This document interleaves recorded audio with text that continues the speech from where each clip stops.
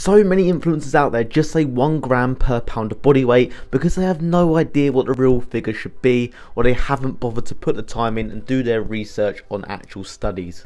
Hello ladies and gents, and welcome back to the channel. I started a brand new series on this channel this week. I'm going from around 15-16% body fat where I was at the start of this week and cutting all the way down to just 8%, which is a ridiculous level of body fat.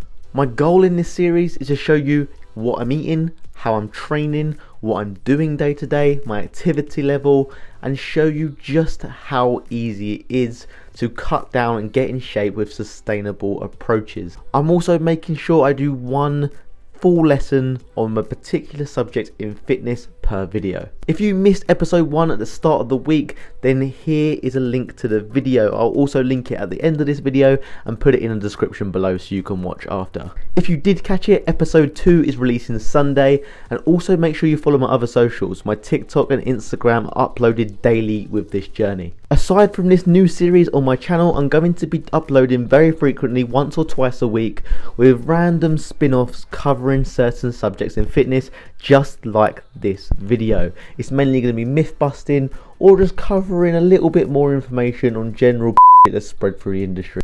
Today we are diving into protein levels. There are many mixed messages over the internet, so I'm here to set the record straight, actually backed by studies. So many influencers out there just say 1 gram per pound of body weight because they have no idea what the real figure should be, or they haven't bothered to put the time in and do their research on actual studies. I spend my time reading this shit, so you don't have to. So the standard go-to, 1 gram per pound of body weight, or 2.2 grams per kilo. Where does that figure come from? Mainly just people following the diets of bodybuilders on performance enhancers. Now, steroids allow you to build muscle protein a whole lot faster than if you were natty. Another natty or not? People also base this figure off of a flawed nitrogen balance study, back when the world was still flat. To be fair, there are a lot of studies that show protein's good for you. Some people just think the more the better. Maybe it's a promotion of supplement companies. They have very clear financial incentives to promote a higher protein diet.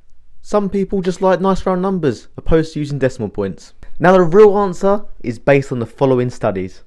Now I will not bore you with all the details, but basically what these studies conclude is 0.82 grams per pound of body weight, or 1.8 grams per kilo, is the optimal level of protein intake to support muscle growth in a surplus or muscle retention in a deficit. When you're in a deficit, your body has to fill the gap somehow. For example, if your maintenance calories are 2,800 and you're eating 2,200, that 600 gap will come from your natural reserves, hence the weight loss.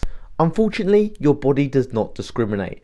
It will take that energy from your fat cells, from your muscle tissue, and anywhere it can get that stored energy from. By eating an optimal level of protein and strength training, you help to preserve that muscle mass and even build upon it. So the rate of fat loss will be greater while still increasing performance in the gym. To show you I'm not talking shit, let's take a 2008 study. Researchers took a group of endurance trained athletes.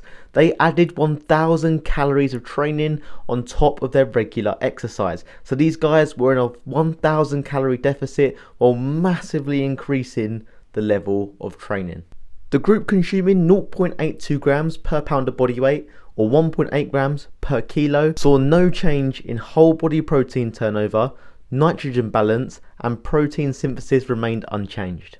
Just to clarify, eating 1 gram per pound of body weight is not really going to change much. You're not going to have loads of negative side effects. It's not going to kill any of your gains. There's just no need or additional benefit than eating more than 0.82 grams. Not when it comes to performance, recovery, or muscle growth anyway. So for example, I weigh 171 pounds. My optimal level of protein is 140 grams per day. What I will say, if you are on steroids or other performance enhancers, or you're an athlete with really high volumes of strength training and endurance training, these figures may differ. I hope this video helps. Be sure to like the video if you learned anything at all. Make sure you subscribe to the channel to catch Sunday's video and learn more for free. And remember, if you didn't catch episode 1 of the road to 8% body fat at the start of the week, you can grab it on screen now or in the description.